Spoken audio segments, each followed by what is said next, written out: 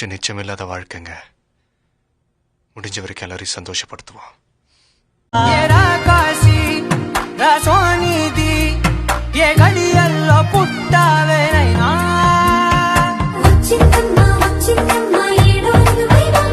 నా ఊహల్లో నా ఊరేగింది నువ్వమ్మా, నా బ్రహ్మచర్యం బాకీ చెరిపేసిందమ్మా.